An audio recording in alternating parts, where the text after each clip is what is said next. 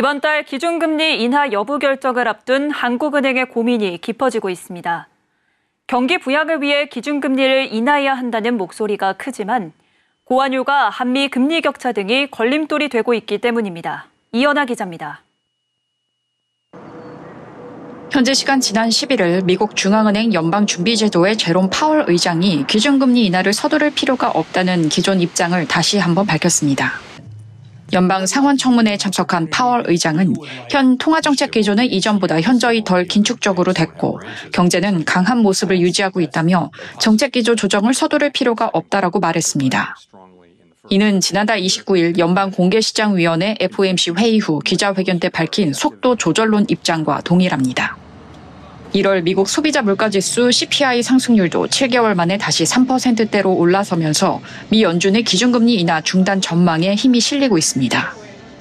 오늘 서울 외환시장에서는 원달러 환율이 전날보다 1.3원 내린 1,452.1원의 거래를 시작해 1,450원 선을 유지하고 있습니다.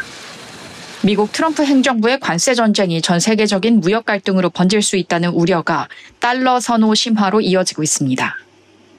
미국 기준금리가 최소 상반기 동결할 것이란 전망과 고환율 기조가 맞물리며 이번 달로 다가온 한국은행의 기준금리 인하 결정에 걸림돌이 됐습니다. 시장에서는 한국이 미국보다 기준금리를 먼저 내릴 경우 원달러 환율 상승 압력이 커질 것이란 분석이 우세합니다. 현재 1.5%포인트 수준인 한미 간 금리 격차가 최대 2.5%포인트까지 벌어지면 외국인 투자자 이탈 가속화에 따른 자본 유출 가능성이 제기됩니다. 앞서 이창용 한은 총재도 지난 6일 일본 도쿄 출장 중 블룸버그와의 인터뷰에서 외환 시장 상황이 금통위 결정에 영향을 미칠 수 있다며 금통위원들이 원화 가치가 급락하고 있다면 기름을 붓고 싶지 않을 것이고 이달 금리 인하가 불가피한 것은 아니다라고 강조하기도 했습니다. 반면 경기 부양을 위한 기준금리 인하를 요구하는 목소리도 거셉니다.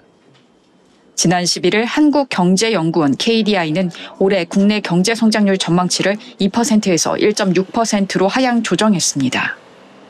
KDI는 트럼프 행정부의 관세 정책을 통한 통상 분쟁이 확산될 경우 성장률은 더 낮아질 수 있다며 최소 두세 차례 기준금리 인하 단행이 필요하다는 입장입니다.